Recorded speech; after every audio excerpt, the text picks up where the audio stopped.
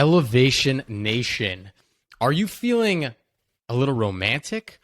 Perhaps just searching for a friend, a fun night out, just some people to meet? Well, we have on two co-founders, best friends, roommates. Sound familiar to me and Parker? Yeah, maybe a little bit.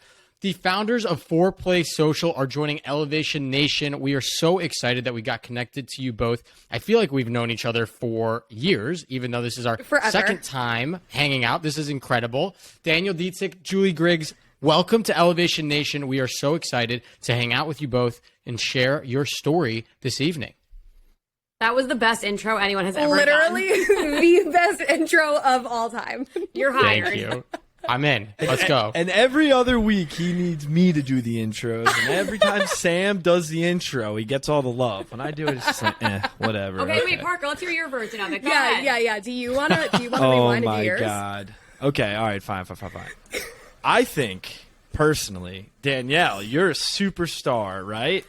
Today, as you know, you're pretty famous. Let's not go into like the details of the background. Let's go into the details of this, Danielle. Walk us through what happened today, because I know it was a big day for you.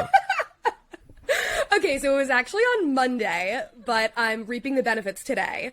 So on Monday, I was going to Bryant Park. I got a permit to be in Bryant Park handing out condoms, branded condoms for Fourplay, and our app, which we'll get into. Because, you know, you don't usually use a condom with Danielle's Fourplay. just not randomly handing out condoms for fun. There's a purpose. Okay. Exactly. Although it is Men's Health Week. So I was in Bryant Park, and it was 7:30 in the morning, and I saw these two other people there who also looked like they also had a permit to do something, and I was carrying a table, and I was like, what are you guys doing here? And they were like, oh, we're interviewing people. And I was with my intern, and she said, I've seen these people before on TikTok. Like, they're really big. Like, they go really viral. They ask people about their salaries.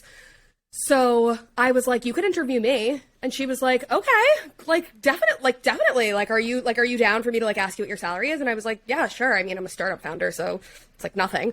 And I think she found that interesting.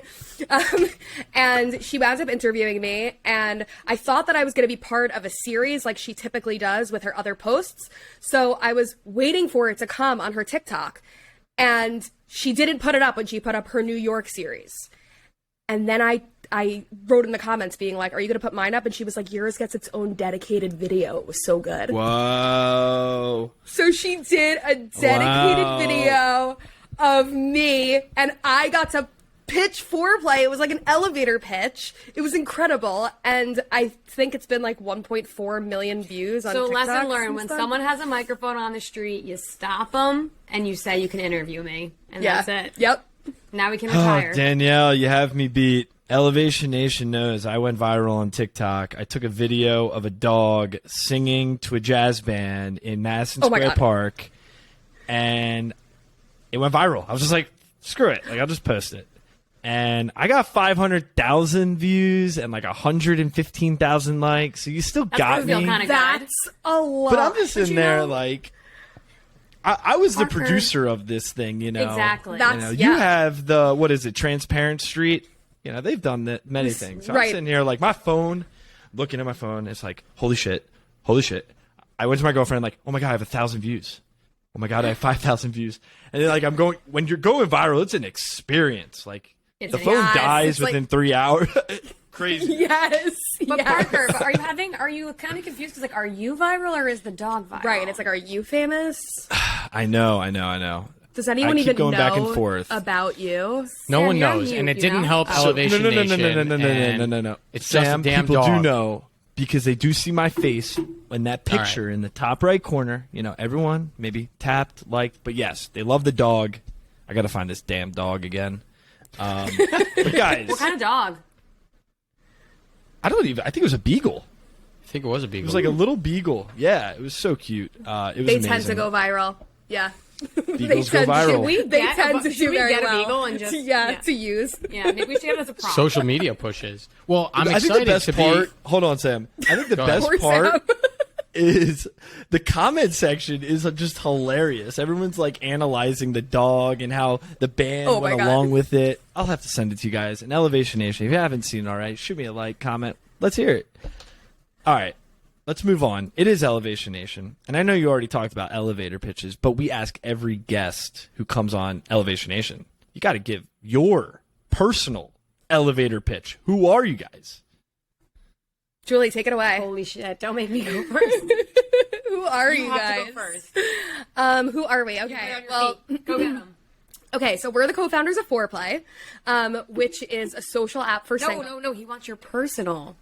Okay, our personal. Okay, our personal. Oh, personal. It's a little harder for me to do personal, but so I am a nurse and the co-founder of Fourplay. And I went to Penn State. I studied education when I was in college, and then I was like, I do not want to do this, and went back to school to become a nurse.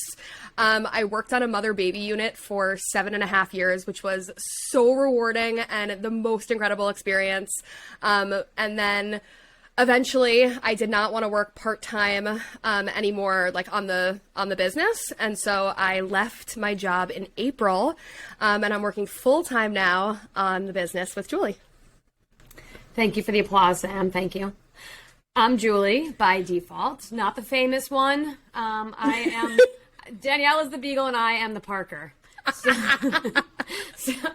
So I am from New Jersey. Met Danielle at Penn State. I went on and got my master's at Rutgers. Became a PA, a physician assistant. I was only working for. Sure. I mean, I went into my career as a physician assistant already owning the business because we came up with it and launched it my last semester of grad school. But I am definitely a healthcare provider at heart. Also left in March. So it's been a really crazy transition leaving healthcare. And that's me. And we're roommates and best friends. And besties. And on behalf of everyone, thank you both for being healthcare providers and helping us, especially through these trying times the past few years, but all the time. It is not an easy job, so we thank you both. Thank you. But we do care about who you are, but we also care about this amazing company that you started. So how about the elevator pitch for Fourplay Social? We absolutely love what you're doing. If Parker didn't have an amazing girlfriend, I would drag him on double dates with me all the time.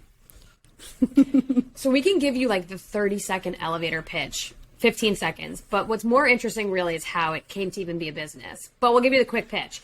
The quick pitch is Fourplay is a social network for single friends. Users join the app, team up with a friend, make a shared profile, and then match with and chat with other friends, plan a group date, go out as a group of four.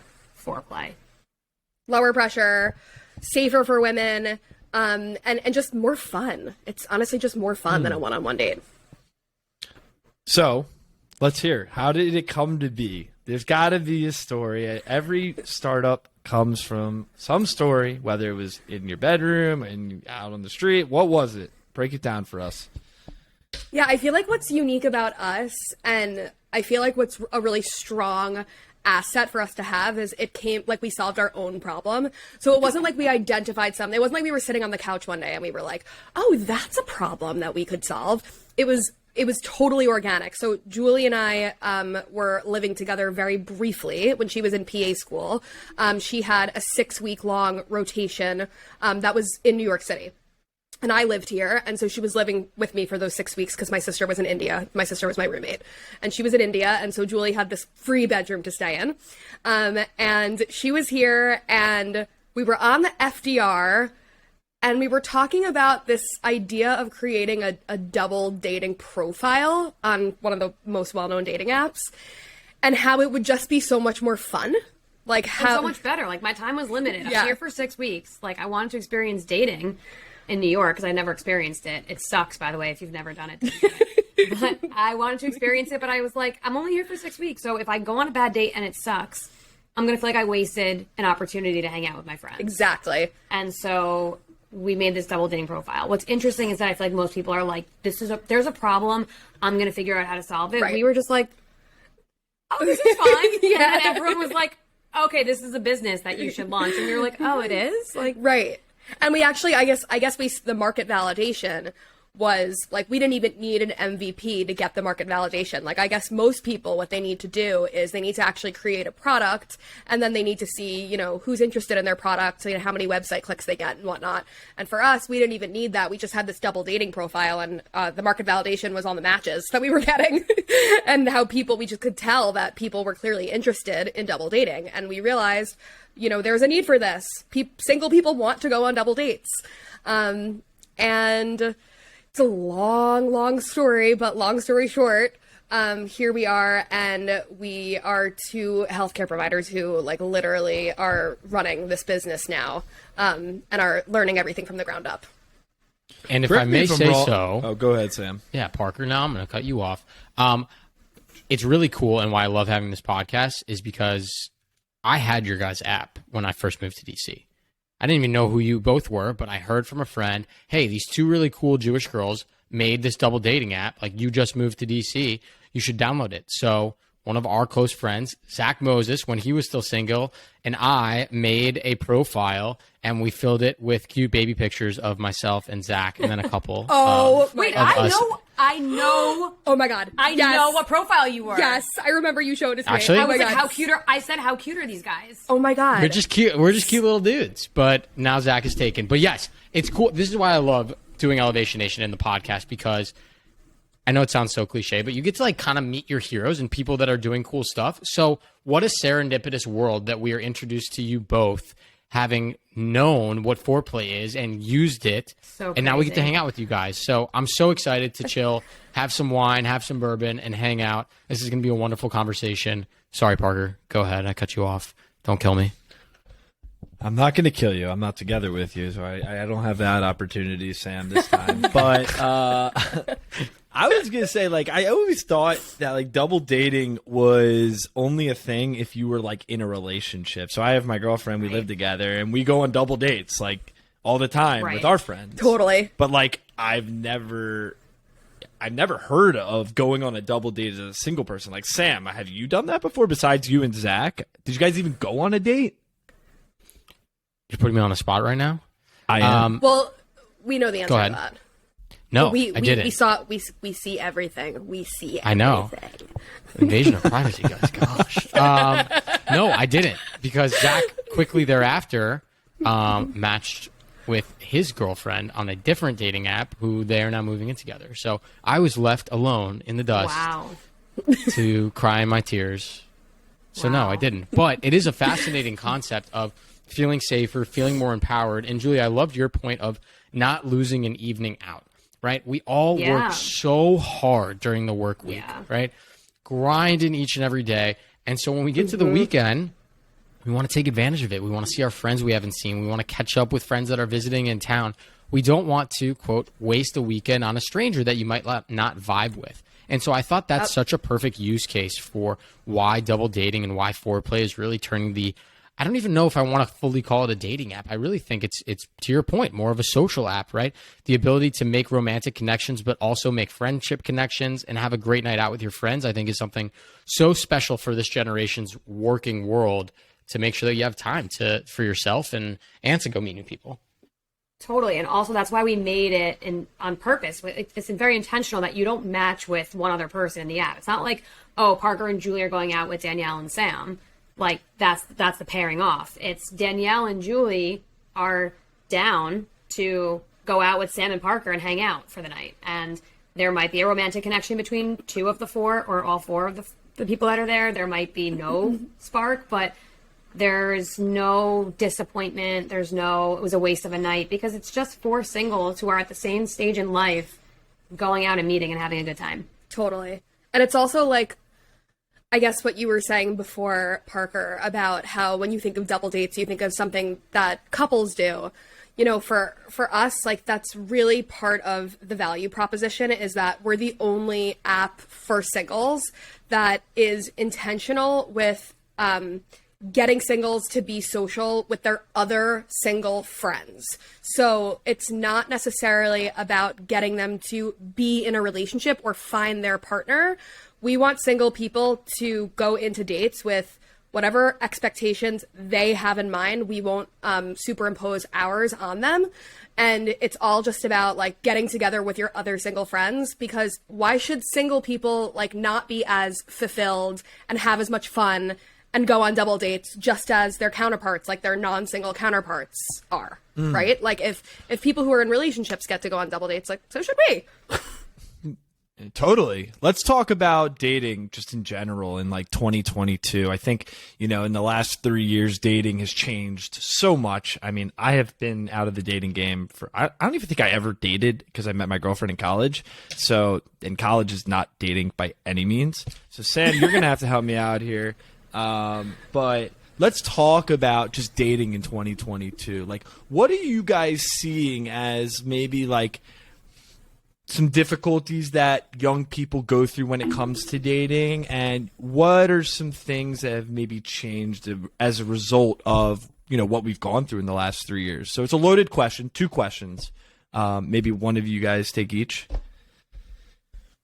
Can you repeat them again? It's so hard when Parker goes on one of his rants and then sneaks in these little questions and splits them up. Sorry, I just like keep going. All right, so first question is, how has dating changed as a result of COVID, right? Over the last 3 years? Curious to hear your thoughts. And then the other question was, what are some of the challenges that you guys see for young adults as they try to navigate dating and just in general? I think how it's changed is, I think if you're dating romantically, I think it's a lot more, the word of the podcast is intentional, but I do think it's a lot more intentional. I can speak for myself. When I was going on solo one-on-one dates before COVID, from dating apps at least, I'll say when I'm going on a date from a dating app before COVID, I was down to just meet anyone. Why not? Like, what do I have to lose? But more times than not, the date was not fun or fulfilling, and it wasn't what I thought it was going to be. And whatever, you move on to the next. And then we get hit with COVID and the whole world shuts down. And us single people now have to decide, okay, is it worth it to potentially get a virus and an illness that I don't know what the long-term effects are? I don't know how it's going to affect me. I don't know when the next time I can see my friends and family is if I get it. Like, is this person worth it? The friends and family thing. It's like, do I have to weigh if it's important enough? I guess, like, if it's Mother's Day, like, I guess, and it's 10 days before, you have to consider, like, am I willing to have an exposure and then not be able to go to Mother's Day? Yeah, and now you enter a world where COVID is still a thing, and I think at this point, it's not, I think the majority of the people are not deterred or, not dating because of COVID, but I do think it changed how people are dating in the sense that I think people are looking more seriously at potential partners on dating apps as somebody that if there was another lockdown, would they want to be locked down with that person? Like, they don't want to be alone for it again. And so I think the loneliness, I think COVID really highlighted how lonely single can be if you are solo. And I think that's how the dating landscape has changed. And to the second part of the question, like, just the culture of dating, I guess in general, like, before the pandemic and just like dating, if you just think of like dating trends, before the advent of dating apps, people would be part of like singles events. Like, people would actually go to singles events or singles weekends or like singles like happy hours, and they would do things where they actually experienced their singleness with their other single friends. And so it was a much more social experience to be single. Like, Julie's parents met at a singles weekend and actually her grandma and grandpa also met at a singles weekend. And that's awesome. Like, it's interesting. So fun. It's interesting because like since the advent of dating apps, people are really like more meeting digitally.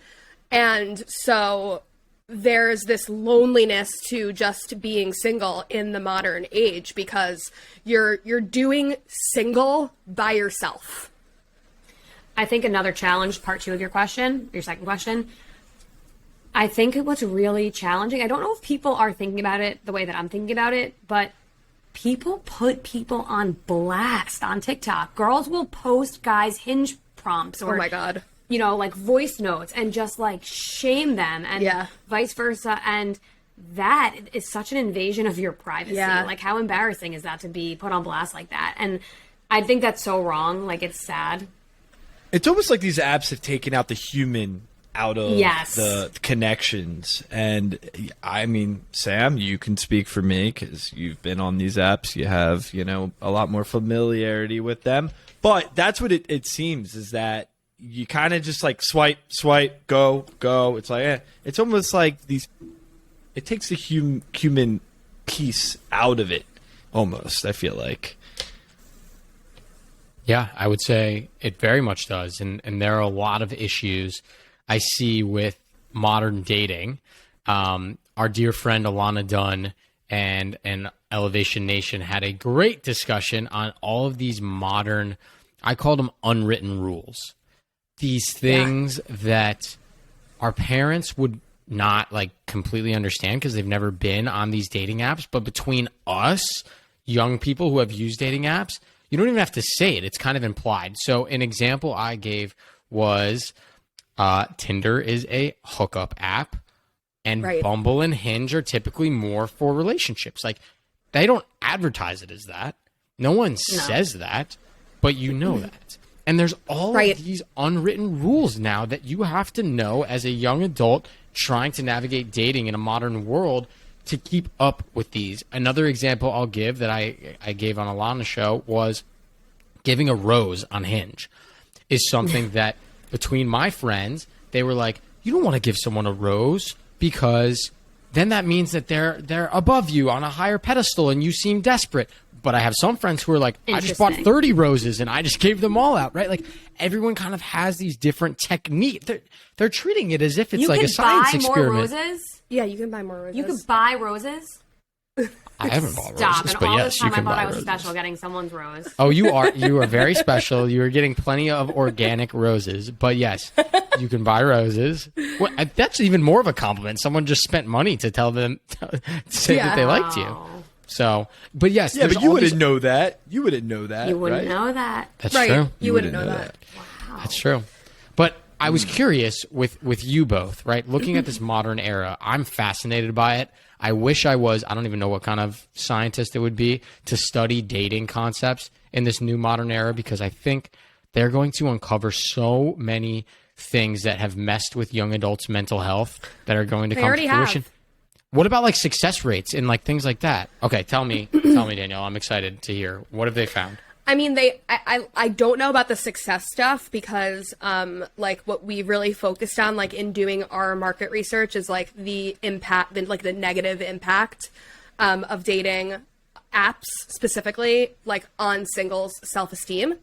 But there is, like, a large body of medical literature, like, actual medical literature, like, peer-reviewed studies about the effect of dating apps on college students and their body image and their confidence, their sexual behaviors.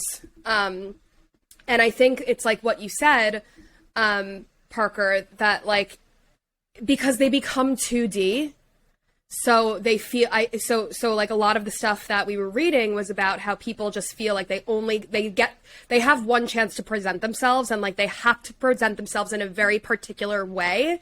And if they don't, like, they feel as though they will be rejected. So like when it comes to body image, like portraying themselves in a certain way, and then the fear of meeting in real life and maybe disappointing somebody that you don't look that way. Which is something that I can totally relate to. Like, it's something that I talk to with Julie about all the time, is like this fear of like, do I actually look like that? Like, and I show Julie a picture and I'm like, do I look like that? And like, I want to make sure that I am portraying myself accurately. Because, and it fucks with you. Like, it's like, I want to make sure that someone isn't liking me. And especially because, you know, people are only liking you for superficial reasons, because there's not so much they can tell about you. Right. I think it's just the challenge of social media in general. It's like people can put out whatever they want to the world. And essentially, the people who follow them and see that post or see that profile, see that tweet, that's what they get. That's what they see from, Sam Panitch, Parker Yablon, like that. Whatever I put out, it could be the most candid picture of all time or the most brushed up thing ever. But that's what you think of me. You could say that's bullshit, that he doesn't look like that, but like, it's sad. I think it's really sad. And I think, I haven't really thought about this before in terms of dating. Like, let's say you spark a conversation with someone and it's a great conversation. It's amazing. I mean, I can't imagine some of the fear that you go through going in person and meeting someone one-on-one for the first time. And like, are they going to look like that? Are they going to act like that? Is that all fake? Because they could literally sit behind their phone and write that message for 30 minutes and get it and out. And I don't know. Absolutely. It's crazy, though. And I think that's so challenging. And that's why I love what you both are doing, because you're almost taking that stigma out of it, because you're bringing this is two people just coming together and meeting. And if there's no spark, there's no spark. If there's a romantic spark of some sort, great. But that's not the necessary goal for it. Well, something that I've always preached about foreplay and truly believe it is there are some people that they have this X factor about them. They have this aura, this vibe. If they approached you at the bar, you're immediately attracted. There's just something about them. Their personality is incredible. But just looking at them might not be the best looking person in a picture on a dating app. You might not be attracted. And I am the first to admit that like there probably have been plenty of guys that had I been approached by them at the bar, I probably would have gotten along with them, and there would have been chemistry. And guys on dating apps that I've thought there's going to be chemistry with because they're hot, and then I meet them and they have no personality, and it's like, why did I think this was going to be a good match for me? And so foreplay is an amazing opportunity for people because it's two of you on a profile, and one might be more your type in a photo, but when you meet them in person, the other one might actually be the one that you walk away more attracted to. Which has happened to me. We've gone on foreplay dates, and I've gone into the date being like, that one I'm definitely going to want, and then left the date being like, wait, I'm actually like, I think the other one could be my husband. Like, he's amazing. Right. And I never would have given him a chance probably on any other dating app. Right. And also, there's something dynamic about the foreplay profile that you don't get on a regular profile. Like on a regular profile, it's me presenting all of my information. Like, as you said, Parker, like it's me presenting all of my information in a 2D way. But when it's the foreplay profile and it's two people who are friends having to come up with a bio about themselves or like having to upload photos of themselves. Like, Sam, the fact that you did childhood photos of you and your friend, like that is something that is so attractive, like to girls who are swiping on the app who see like these guys have a great personality. Right. Like there's so much more you can tell about a person when they're creating something with their friend. It's very, very true. I think it somehow like breaks down this self-conscious stigma that you have with dating apps by doing it with a friend, right? Because let's be honest, my Hinge profile is pretty standard. It's pretty normal. It's pretty boring. I think I have a couple funny lines in there, but it's not like anything that really shows how freaking absurd I am, right? But when I'm with a friend, we literally put our baby pictures. Like, I can be hilarious because I'm with my friend. Like, it's not just me going out on a limb and being goofy. It's with a buddy. So it makes it feel a little bit. Were you in a red shirt in your baby picture? Yeah, I think so. And the other baby's a ginger. I fucking knew it. I'm like looking at you and I'm like, I know what you're looking at baby. Oh my God. That's hilarious. That's so funny. I feel like it's just so much more comforting being with your friend, going on like dating and meeting people for the first time. It's scary. People are scared of it. It's fearful to, maybe you have a connection, but it's over text or it's over through an app. But having a friend there is just, I think, calms everything. Imagine going into an interview and you had a friend right next to you. You got this. You're just like pumping you up. Like, That's stepbrothers, like, bro. Exactly. I think about So that. Same thing. I mean, I think it's awesome. It's so cool. And you guys are taking that stigma away and giving opportunity for people to just be themselves in front of people who probably want them to be themselves in the first place.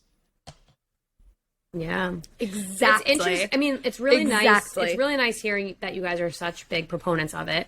I think that something that we can openly talk that we struggle with Fourplay is that it is a predominantly female user base. Mm-hmm. It's very heavily weighted towards the women.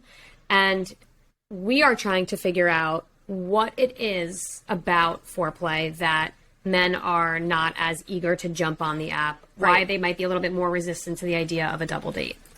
Right. I can go into that. Yeah. Some market research. Okay, let's go into it. I talked a little bit about this with Alana, and I went semi-viral. Well, everything Alana does goes viral, so it wasn't really viral. For her, it was not viral at all. But for me, it was really viral. On a quote I had about this concept of pride in men, right? And I think, unfortunately, men as a whole have a lot of mental challenges to work through that we usually push down deeper instead of having them come out in a more natural, organic way, like through therapy or starting a podcast. And I think there's a little bit of friendly/unfriendly competition with your friends when you make a dating profile with them thinking, and this is horrible, but like you said, Julie, you went in thinking that you would like this one guy based on solely their looks. And guys go in with that stigma, but they're too stubborn and too proud to change their mind midway through. So when they go in and say to their friend, oh, that girl is the one I think I like. It's a little bit of calling dibs. It's a little bit of, hey, I want to prove that I can have this girl like me over you. And even if that girl had no personality and you liked the other one better, you'd want to prove to your friend that, you know, you were able to kind of connect with that one that you went in, had a target on, and were able to connect with them. It is horrible. That is just my honest thoughts on why maybe some guys are not adopting the app as much. And do you think that that's something that will change with age? Like, as if two Fourplay teammates were 22-year-old, 23-year-old guys versus if they were two 34-year-old guys? I think, I'm not a guy, but my gut response is the opposite. Is that younger guys are like, it's not so serious, we're just meeting other single girls. And that older guys are a little bit more like, more looking for a relationship and might get a little bit more competitive. I don't know. What are your thoughts? I feel like your young guys, like, are people just more reserved in like being romantic in that way? Kind of like, what do you mean? They don't want to like it's a date. It's still a date. You're still meeting two girls with the intention that you're going to have a good time and whatnot. And maybe guys just don't want to be vulnerable enough to, I guess, maybe take it. I don't know. Like, I think what you're maybe getting at is solo a guy's date? worst. Go ahead, Sam. I was going to say, I think a guy's worst fear, right, when you're going in with a buddy, even if it's your best friend, right? Like, I love Parker. I love all our friends. No matter what, there's a little bit of competition between you all. You're all, like, similar dudes of similar age. We all have jobs that we don't say we compete with each other, but it's always, guys are competitive. That's how we think about things. And I think the worst fear for a guy going into a double date is that both girls like their friend and neither of them like them. And I think that is devastating for them because it's not just, oh, these girls don't like me. It's, damn, my best friend is better than me in the qualities that girls are looking for. Yes. Fuck, yes, like, what's right wrong there. with me? Exactly. And that's hard. And also, typically, the norm has been that you go on a date with a girl and that's it, just you and that person, and you don't have your judgment of your friend there to like evaluate how you're doing. And so you kind of feel a little bit more free in that sense, where I look, it's like, damn, it'd be so fun to go on a date with Sam and have a great time. But I think maybe guys are just like, this is my thing, and I don't want to have my friend there kind of judging me or whatnot. Because at the end of the day, guys are really self-conscious too. And I'm fucking hilarious on dates. You would love to have a date with me, dude. I'm really fun. That is the last thing I think I want to ever do. Like a single Sam and me with JJ and just some random girl we met. Like, I'll pass on that, Sam. I think. But you guys know what we're saying? Yes. Yeah, absolutely. Totally. And I think actually I'm understanding a little bit like that, people have asked us before, well, how do you know who's with who? And the answer that we always say is, well, how do you know who's with who when you go to like a single? Like if you're all single at a bar, you might, be talking to the same guy. Julie and I might be talking to the same guy, and like, or two guys, let's say we're talking to two guys at a bar and like we're all single, and it's the same problem in that scenario, right? Like we get in the cab after and we're like, so who do you like, right? So I guess that is like it's being on Fourplay or going on a double date is just taking it a step further, where like it's like you're actually signing up for that situation. But I guess the person who, the guy who's on Fourplay is a very specific type of guy who's also the guy who would go to an event with all single people with his friend voluntarily and be fine with, like, I guess be confident enough maybe that it wouldn't matter. That's exactly it. It is healthy for a guy to realize that not every person is going to like them. And sometimes that someone will like their friend or a stranger or someone else better than them. I think it's hard for guys, right? They go out to a bar, they get all their nice clothes dressed up, they spray some obnoxious-ass cologne, they put on one of their douchebag chains, and they go out to these bars, right? And they think that I'm the man. Everyone's going to talk to me. And then there's sometimes better-looking guys or more personable guys or these other people that they're connecting with at a bar, and every single time that they go up to a girl and get semi-rejected and they see that girl with someone else, it's a little bit of a jab to their ego. When really you can't think of it in that way. There are a lot of humans on this earth and a lot of different connections that people are looking for, and you're not always going to be able to have that perfect connection with every single person that you meet. And I think as long as guys are going into Fourplay, it's a fantastic idea. It's a fantastic app. Go into it with the right mentality, and you're going to have success. Just like going into a night out at the bar. Do you guys have like rules or guidelines on the app that help facilitate that first interaction?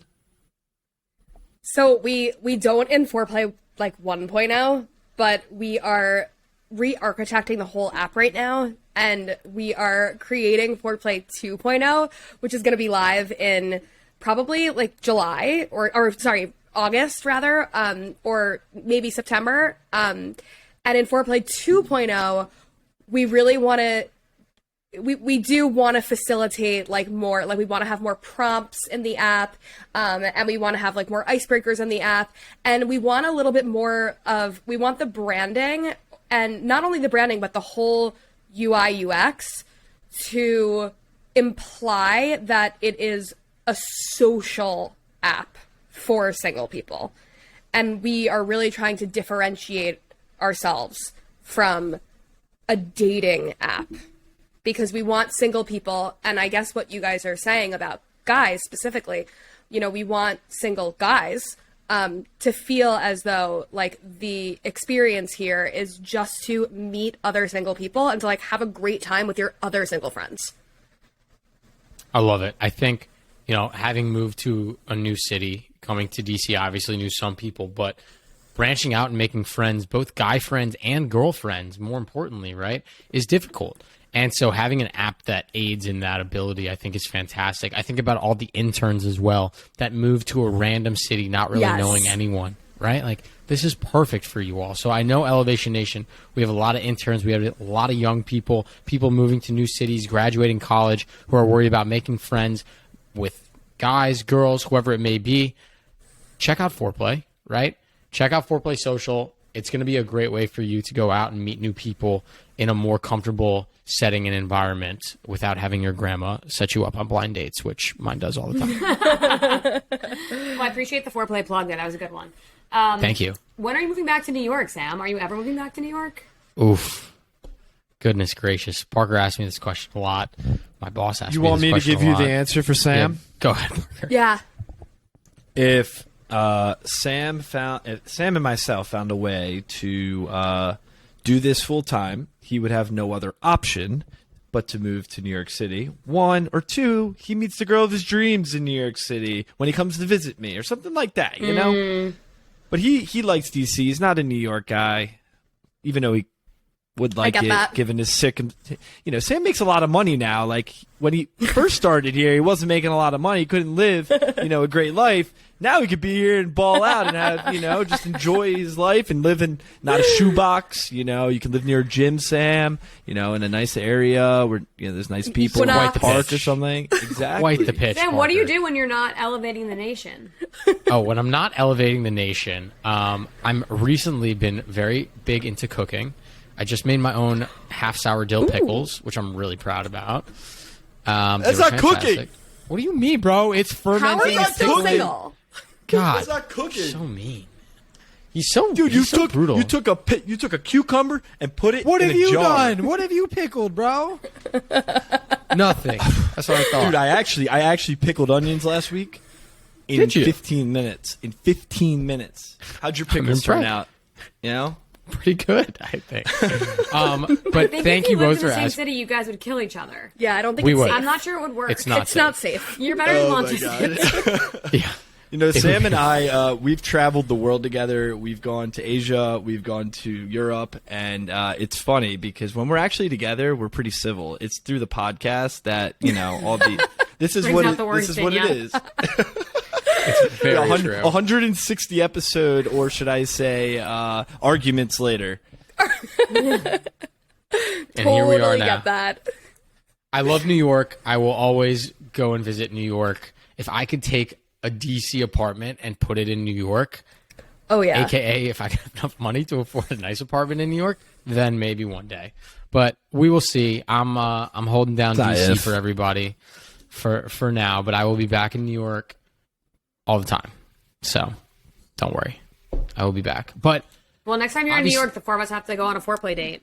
Oh, I would love my to. God, And Parker, yeah. you bring your girlfriend. We can 5-play. Yeah, she can That's come. fine. 5 play. I'm so in. Bring JJ. JJ's always down for the 5 play. Just saying. Sorry, JJ. Oh my gosh. No, this is amazing. So we've talked about foreplay. We talked about dating a bit. I want to talk a little bit about entrepreneurship as a whole, right? And entrepreneurship sucks. Let's be honest. Entrepreneurship is hard. Yeah. It is difficult. Sucks. We have no idea what the hell is going on, Sucks. but it's also the most amazing thing in the world. It's this weird love-hate relationship, kind of like me and Parker, where you want to kill it one day and you want to kiss it on Yeah. its forehead the other day. And how do you both balance being best friends, roommates, and co-founders of an incredible startup that is kicking ass and taking names? Like, do you guys actually like each other still? As you can tell, Parker and I I love You guys her. have like hate an each off other, button. so- You're just like button in the kitchen. Off. We're not working. That's, Yes. done. We don't. Oh, we wow. don't actually have We're a not- tangible button. We're not good at it. But we will. We have moments where Danielle is like, she tries to tell me something, or vice versa, and Yeah. the other person just goes, "I'm done now." Yeah, or like That's what it is. Or like I'm done I'm not awake yet. Yeah, I'm still sleeping. I'm done for the night, and it's like, okay, I'll respect that boundary. We also exclusively talk on iMessage and phone calls as friends, and exclusively talk on WhatsApp and WhatsApp calls as co-founders. So like we would like, and we get extremely upset with one another if there's ever an accident. like if she were ever to like text me something about the business, it would be like, that's not okay. Unless it's like belongs in WhatsApp. a really serious thing or something like that. No, Or even no. then, no. No, yeah, Even even then. then. You can call me on WhatsApp. But even don't even come one into my iMessage. Even one time, I was like, "I'm so proud of us," and she was like, "No, not appropriate." I like that. If you gotta draw the line somewhere. I think that's incredible. Damn, that's Yeah. a great boundary. Do you know what Because then Parker I know- does? What? Parker is notorious for 3-minute long voice memos that I have to hold to play because my phone screen locks. They're so damn long, and then I have to restart from the beginning because you can't fast forward. Parker and Danielle both. Parker and okay, so Excuse me, you started the voice I started notes. the voice notes, okay? And Danielle was like, "Can you stop with the fucking voice notes?" And I'm like, "No, they're incredible, but I use them properly. They're 20, 25 seconds max voice note. You get a quick thing in, that's it. You move on." Danielle's like, "Stop doing it." I'm like, "No, like this is what it's all about." She is like, "All right, I'm going to try it." Sends me a minute and 35-second voice note. Ends the voice note with like, "Wait, voice notes are like kind of amazing." And I'm like, never send me a voice note like that ever again.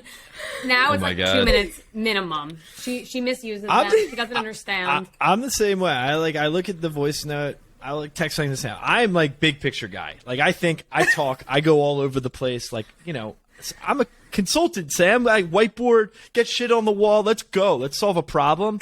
I can't do it over text. It's too, So I just got to talk. Sam, sorry. But he also does it on his runs, so I'd like to recreate it for everyone, for Elevation Nation.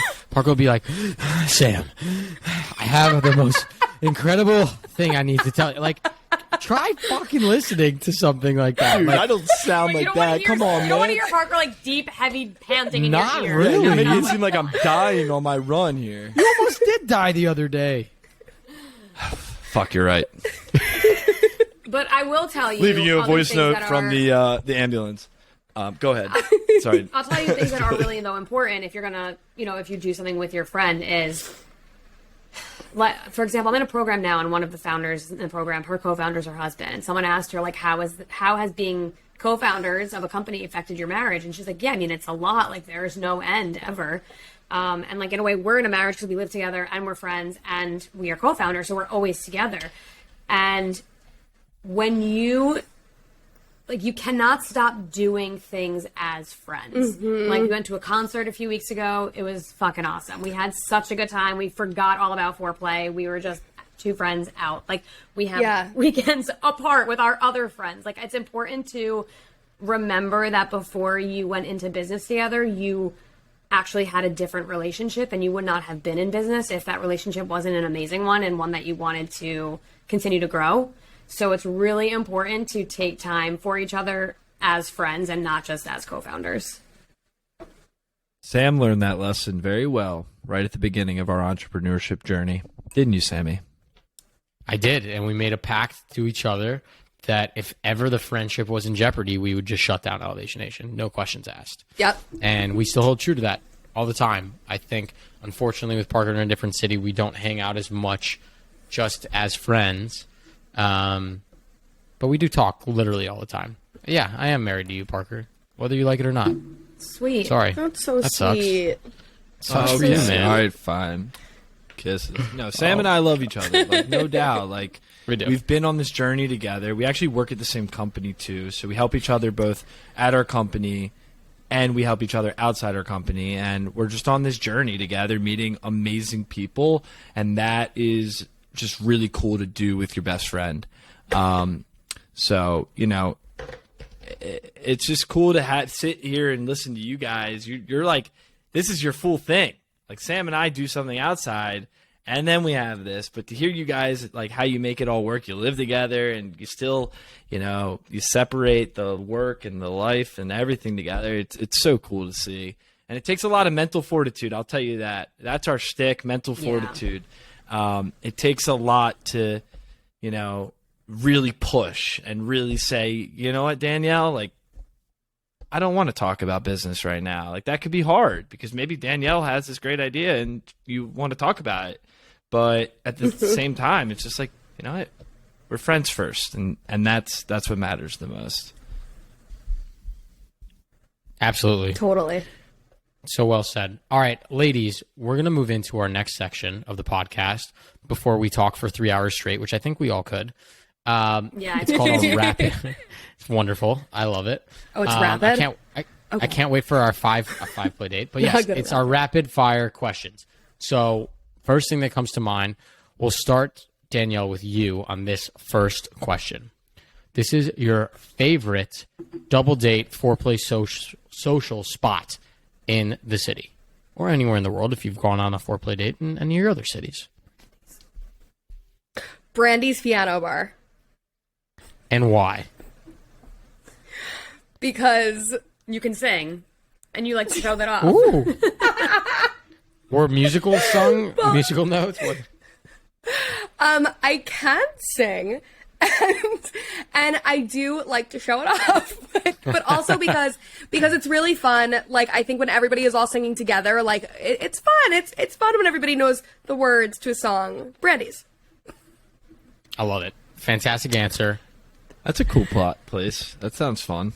I'm all about singing and just making a fool of myself. My girlfriend says I have a great voice. She's the only one who's told me in my life who I have a great voice. So I have the right one, right? Full of shit, Nice. JJ. So cute. It's not great. All right, next question. Next question. For Julie. One of you have to have like an unbelievably funny, dramatic, crazy dating story. You just got to let Elevation Nation know it. There's got to be one. We hate this question. We hate this question. Okay, We struggle with fine. No, we do. We could tell. We Fine. could tell the one from the double date. Okay, we do have one, and it was before Fourplay. It was when we were on another app as a double dating profile. Okay, it's a little inappropriate, so I'm gonna try to tamp it down. So we went out with these two guys, and the one that we actually swiped on, who was on the app, who like saw our profile, was very, very cute. But mind you, it wasn't Fourplay, so it was just a single profile of him, and he had to just tell us that he would go out with us with his friend, but we didn't know who the friend was. And we wound up going out with him on the date, and the one who we actually swiped on, who was very cute, had zero personality. Like, actually was mute. Like, He's a noodle. He Got actually, nothing to the table. like, if you threw him up against the wall, he would just like slide right on down. Like, he had nothing to say. And hope he never hears this. And he said 3 words the entire time. And the other one, who he had taken on the date, was extremely personable. Like, had just so much to say, speaking a mile a minute. He was just very, very, very over the top. And during the date, he asked us if he wanted us to, if he could check out the bar next door. He was like, do you guys want me to check out the bar next door? And we were like, sure. He goes to the bar next door, waits in line, and comes back to the table like 30 minutes later. No, at least 45 minutes later. We had to sit with the mute for the whole time. We were just talking to each other because the mute didn't want to say a word. And listen, I mean, we could talk to anybody, but he did not. He did not want to speak. So when the personable one came back, he was like, I just did a line.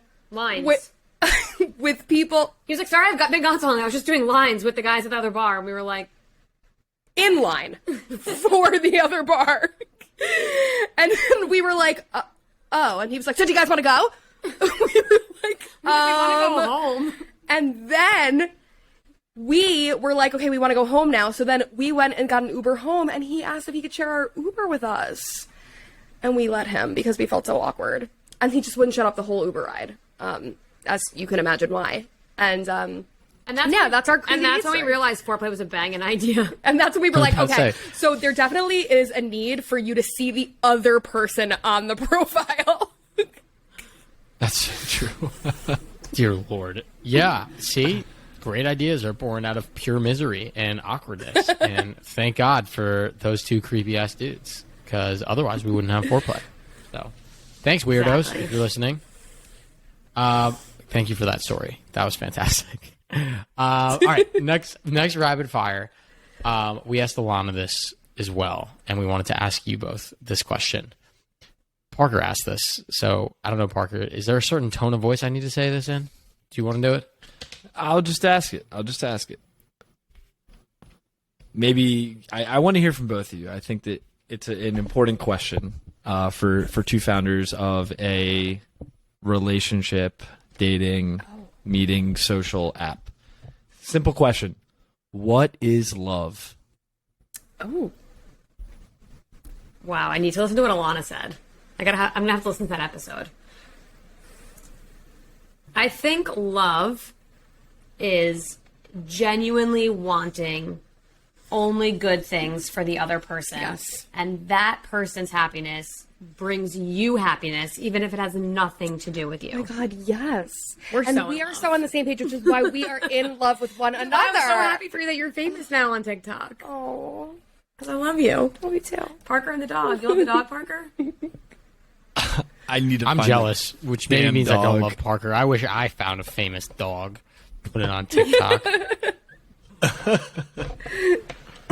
Yeah, Alana definitely gave a different answer, but it was similar in some sense. But I love that. I think that's awesome. Really special to hear from you guys. And Sam's got his own definition, and I got mine. And you just have to listen to Alana's episode when we went I'm on gonna her have to listen. podcast for our thoughts on love.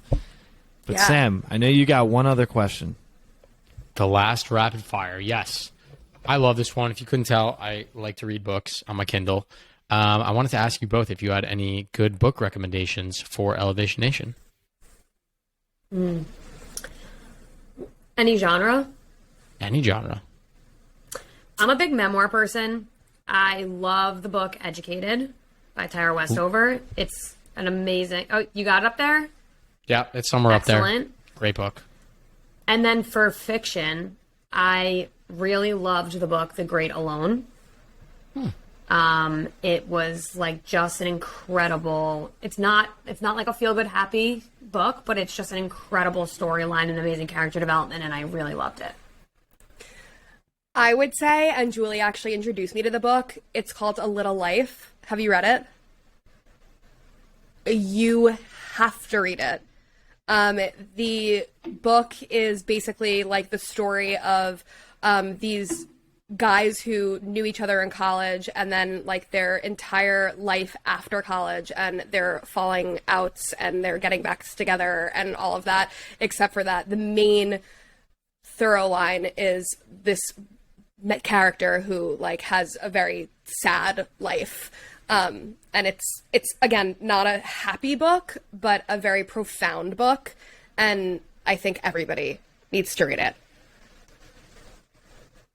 It's long. It's a very long book. It's like 800 something Like- pages. Wow. But you But like recommend for it. like yes. All right, I'm buying it right now. Like literally as we speak. So good. So It is We say we ask these questions for Elevation Nation, but it's literally for me and Parker to get more books to read. So really thank smart. you. I'm a big reader, so I'm gonna have to bug you for your book list. We love reading. Parker and I just finished the Steve Jobs book. What else have we read together, Parker? How to Change Your Mind, one of my favorite books.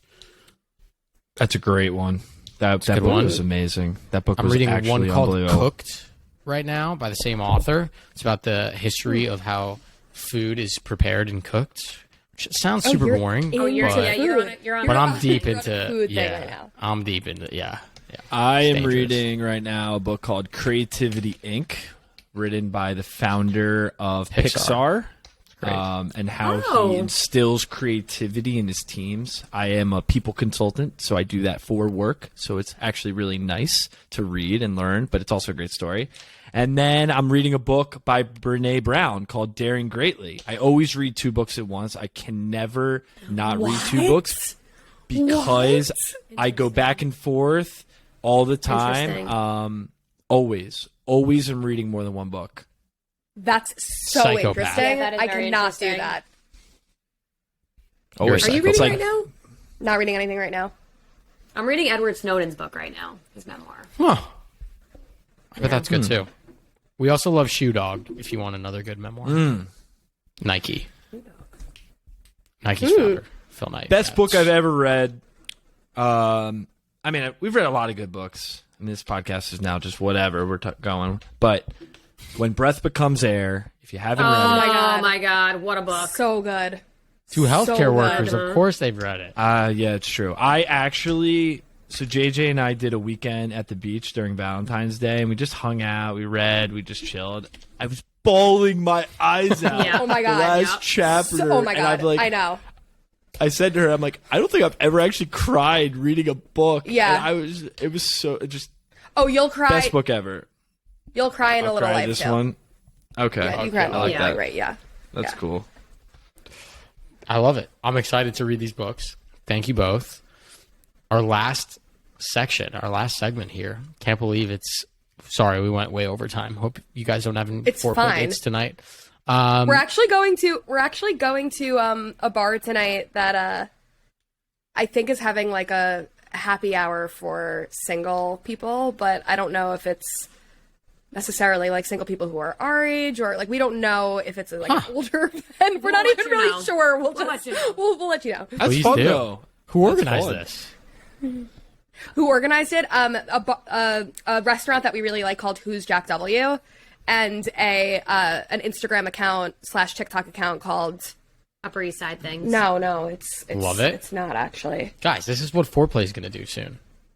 Yeah, I know. Events. Well, And they're maybe actually we'll using- collab they're with actually Elevation using Nation. Fourplay's, they're using Fourplay's coasters at the event tonight. yeah. You Explore guys are smart. UES. Well, when we put on our events, they're not necessarily for singles per se, but they are for elevators, which you two are.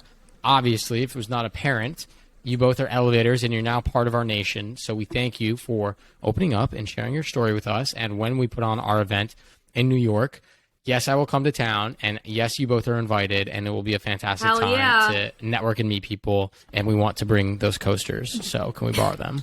Amazing. yes, We're there. amazing, great. I love it. All right, our last segment, our mental motto.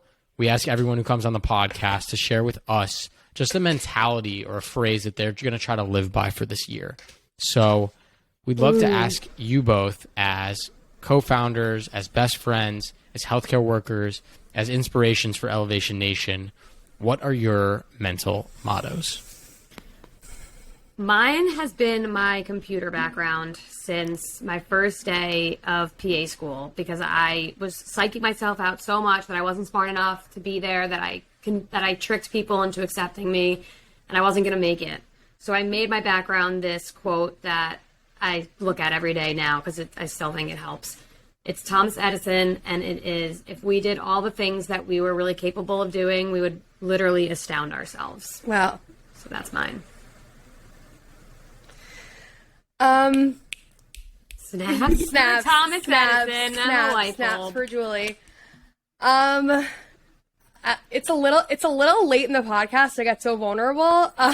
But I struggle a lot with depression. Like, I have a predisposition to depression, and like go into episodes, and I'm very much always searching for a motto and get very obsessed with mottos and then like drop them. Like, as Julie knows, like I get very obsessed, but something that has been consistent for me is it's not really a motto. It's just like something that has been really consistent that I know that I really need to work on, and I think everybody needs to work on, is like being the most Danielle version of Danielle.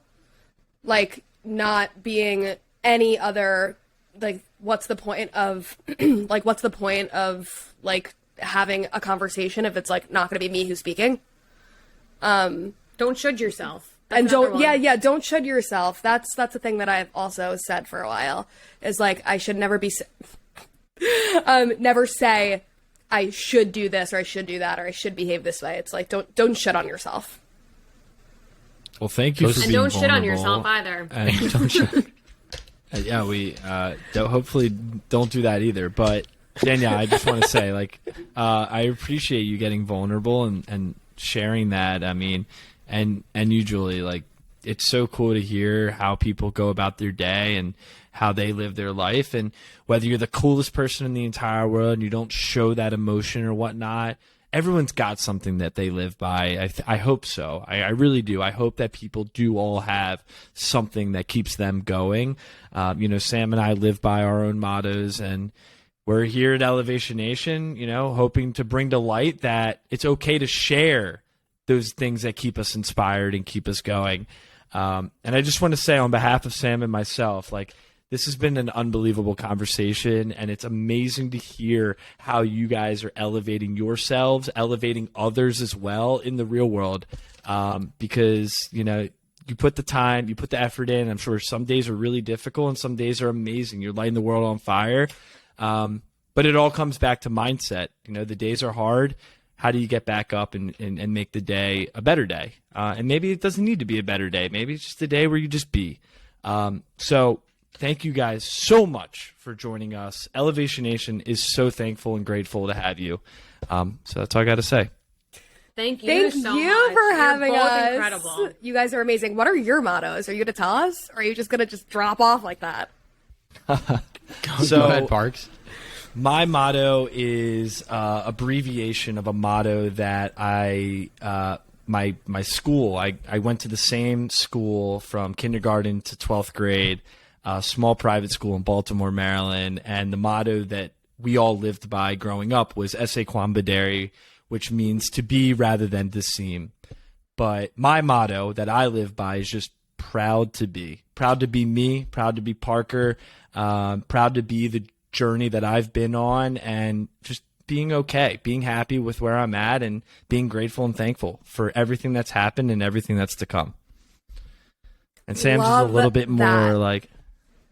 No, yours is fantastic, Parker. We love yours. It's a great motto. And if you guys want to see good baby pictures, you got to get photos of Parker as a baby. I have them on my phone. They are incredible. Parker was born with an eye defect where he had to wear these Harry Potter-ass glasses, and he looked you like had Stuart Little. Parker. Amblyopia and strabismus.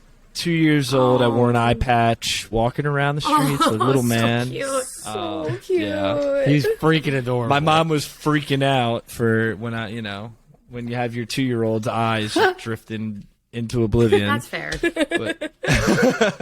But yeah, it's funny to look back on now. Come on, Sam, cute. Let's hear your mental motto. All right, sorry. My mental motto is live curiously, don't curiously live. And I made that up just one day thinking about how there's so many amazing things you can try in life and so many cool experiences, foods, people. You can live with this sense of curiosity, but you should never live without some semblance of who you want to be and a plan of where you want to get to in terms of how you want to feel or your emotions or the people you want to surround yourself with. So be curious, live curiously, but don't just live aimlessly and curiously all over the world. You know, you got to kind of stay focused at some points. So I love that. I love that too. thank you. And Thanks for thank you sharing. guys. I'm so glad that we got to do this. You both are obviously part of Elevation Nation now, but I feel like you're friends of Parker and mine for years, as we have a ton of mutual connections, which is hilarious. But thank you for coming on and hanging out with us, and we can't wait to welcome you both into the nation and see all the amazing things that you do with Fourplay Social and with your lives outside of Fourplay Social to continue to elevate others. So on behalf of myself, on Parker, and Elevation Nation, thank you both. Until next week, Elevation Nation. Peace. Guys, I was sick.